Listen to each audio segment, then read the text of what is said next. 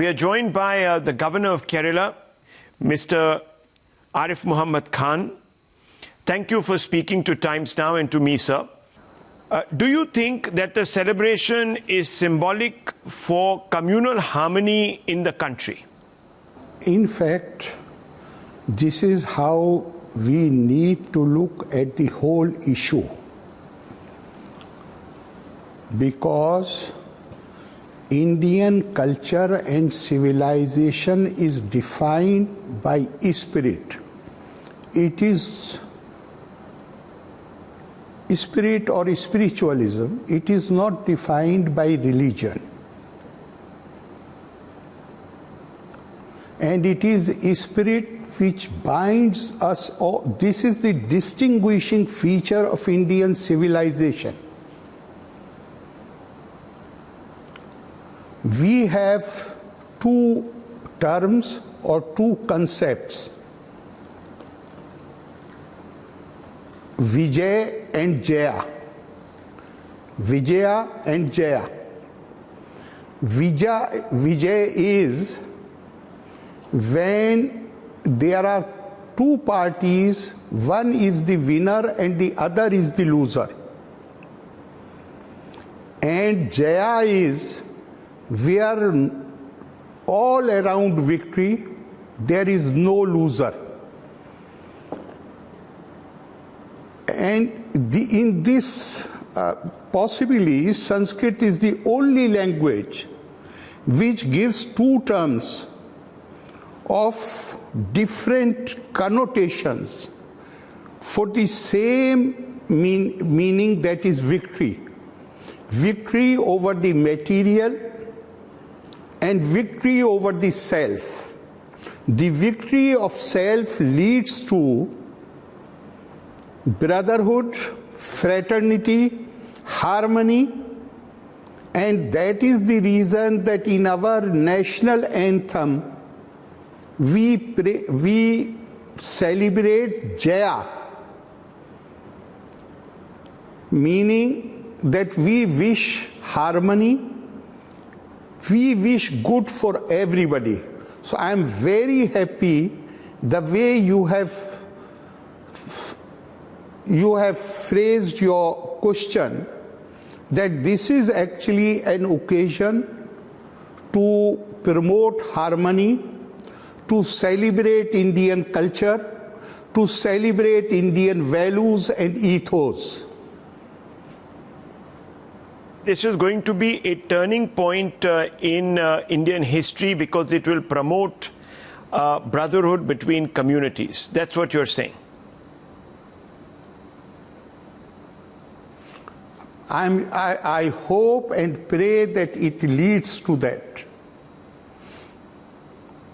Mr. Khan, there are many. You know, I will please. give you. Go ahead, sir. Go ahead. Sorry. No, I'll give you just one illustration. A very devout Hindu going to offer his devotions at a temple. We have seen it several times, you must have seen it. While coming back, on the way he finds a dargah, say dargah of Hazrat Nizamuddin Auliya. Then with the same sense of devotion, he bows his head there. What makes him bow his head? Is it because we are a secular country? Because of any political doctrine or theory? No. These sanskars come to him because of the Sanatan teaching.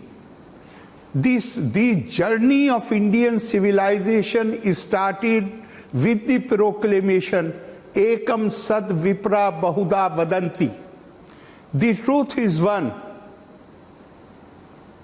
But those who realize it, those who know it, they describe it variously. Bahu Siyam Pirjayaye. We see one in many and many behind one. This is the distinguishing feature of Indian civilization, and I tell you, more I read about it, more I am convinced that it is this acceptance and respect for the diversity which comes from the culture of spirit which has really endured the Indian civilization. Indian civilization, there were many civilizations who were even older than us, but today they have almost perished. They are subject matter of the study of the archaeologist. Indian civilization is a living civilization, continuous civilization, and what Professor Birjendra Nath Seal said about India, yes, ever aging, never old. Why this ancient civilization does not become old? Why it does not become weak? It does not become weak because it has this great power of assimilation. It has great power to accept new ideas. It has great power to refresh itself, to redefine itself. And that is what, that ultimately, because of the acceptance and respect for the diversity, this should become an occasion to promote harmony and brotherhood among all Indians, and should be seen as celebration of Indian civilization and Indian culture. Mr. Khan, while you are saying this, and of course it's a well-known fact that Sri Ram is a talisman for universal brotherhood, but some say that he has become a totem for muscular Hindu assertion, which is parochial and exclusivist, opposite to what you're saying. How do you react to this? We are a democracy, and even much before democracy, we have this great tradition of Vaad Vivad. We have very celebrated and very respected names in the history who rubbished everything which Indians held sacred. But nobody hurt them. In fact, even Charvak was called a Mahatma. So that also is part of the Indian civilization. I think on an occasion like this, we should try to ignore the comments which such people are making, because today I'm very happy to see that even those who were trying to find fault with everything which was being done in this regard, today the tone of many people has changed, and they are taking credit that it was actually so and so who got the lock removed from there, who paved the way for the construction of the temple. Therefore, we should. You're talking about Rajiv Gandhi. Look at the positive things. You're talking about Rajiv Gandhi, and at that time you had played an instrumental role. You had played an instrumental role. Can you elaborate, sir? Yeah. Yes. You know, I have yesterday in one of the interview I have said that actually locks were removed because to manage the adverse fallout of the decision of the government to reverse the judgment of the Supreme Court in Shah Bano case. Within a week, government realized that there was tremendous adverse reaction.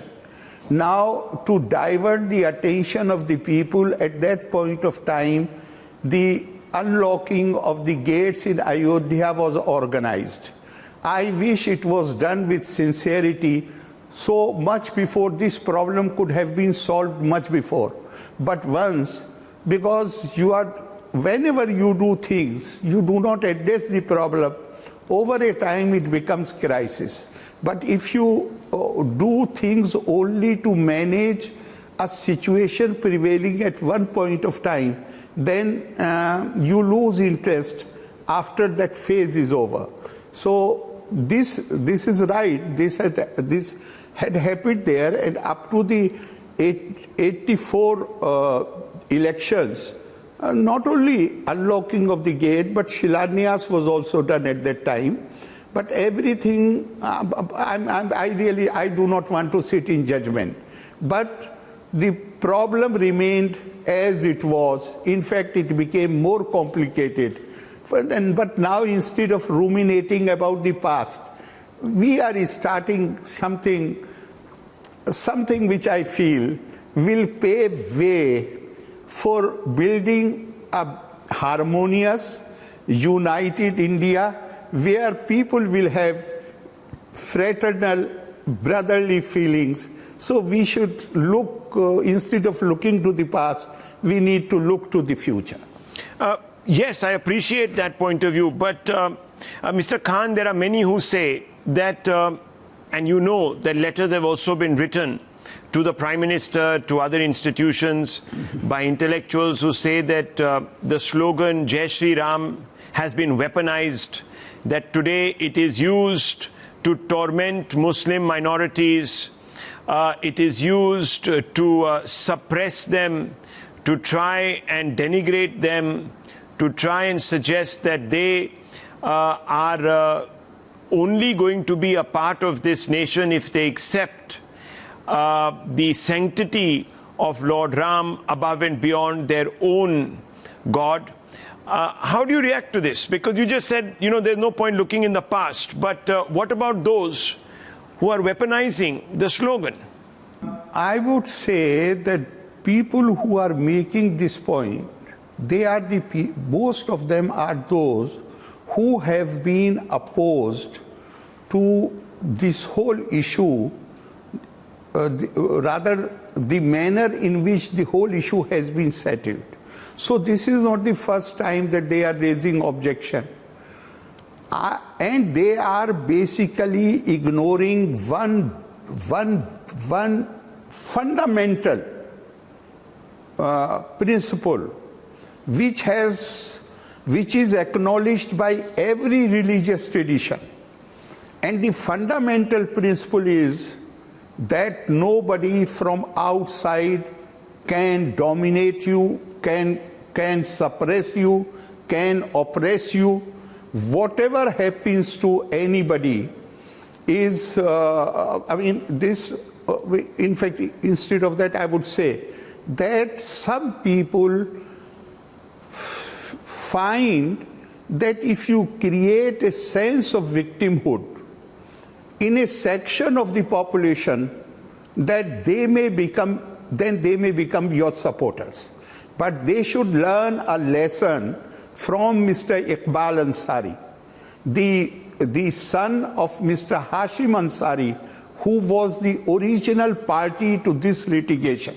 He welcomed the judgment of the Supreme Court, and now he has welcomed the Bhumi Pujan, and he is saying that this will change the face of Ayodhya.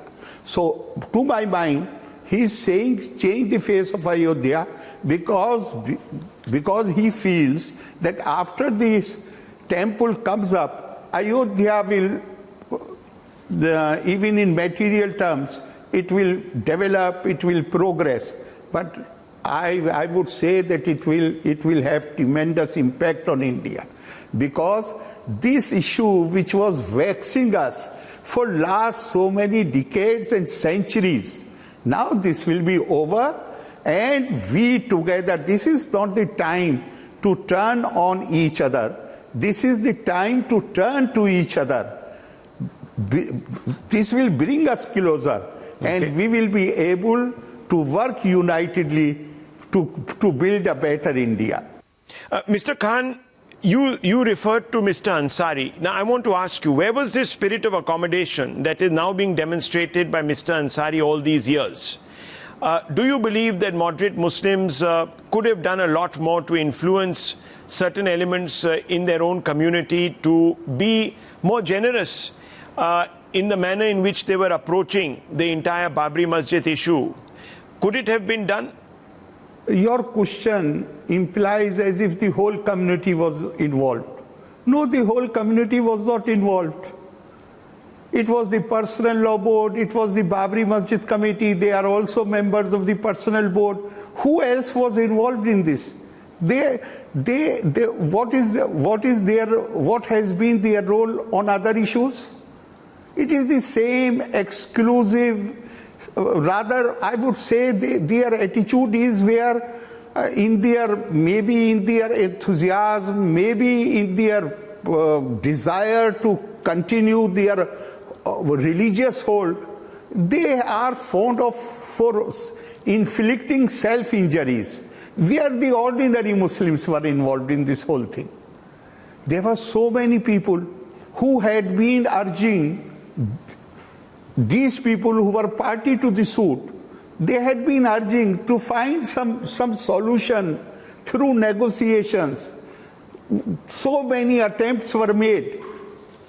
In fact, if you read the autobiography of the then chairman of the Personal Law Board, Ali Mian, he has used very strong language to denounce the Babri Masjid Action Committee.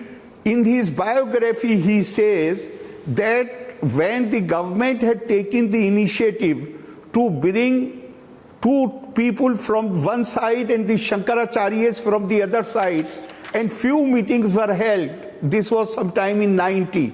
So he in his biography says that solution was almost found, but because of the misplaced enthusiasm and intractable attitude of the Babri Masjid Action Committee, that the formula could not be implemented. So please, they were not the people who are involved in this. They have not been elected or selected by the community. They are the self-appointed custodians of the community interest. How can I reply on their behalf? How any ordinary Muslim can reply on their behalf? Whose voice did matter? Okay. Did the voice of the ordinary Muslim matter before them? No. Okay, so do you think... In fact, when they did not like... Sorry? No, do you think the unyielding stand taken by the BMAC pushed the Hindu side to basically become less syncretic, perhaps become more organized? And then that led to the entire movement for the Ram Janam Bhoomi. Do you think this unyielding stand taken by the BMAC you are actually... right. In fact, I will... Yeah, go ahead, sir. Go ahead. In fact, I will take you a little back into history. The first attempt was made when VP Singh government issued an ordinance. And when the Advani ji, who was on Yatra and he was in Bihar at that point of time, Advani ji welcomed that ordinance. The Muslim leadership had also agreed. I was informed when the matter came to the cabinet. Before that, I asked the Prime Minister, I asked whether the Muslim side will accept it. He said all of them are in Delhi. They have agreed, and this was only half an hour before the ordinance was issued, or ordinance was adopted by the cabinet. And next day, now we were very happy to know that the Muslim side has already accepted it. And next day, Advani ji welcomed that. But by the evening next day, the Babri Masjid Action Committee leaders went back on the promise which they had made to the Prime Minister. So what can you do about these people? Look, in the case of Shahbano, what they did, the stand which they took in 1986, they modified last year in 2017 in the Supreme Court itself. Earlier they were saying that triple talaq cannot be touched. In 2017, they said that we will ourselves start a movement against this. So I really don't want to comment about these people. They have this tremendous capability for inflicting self-injuries. Well, Mr. Khan, thank you for speaking your mind as always. Thank you for situating this entire conversation and the entire issue in a very interesting paradigm, which is divested, of course, of a political agenda. I thank you very much. Thank you, sir.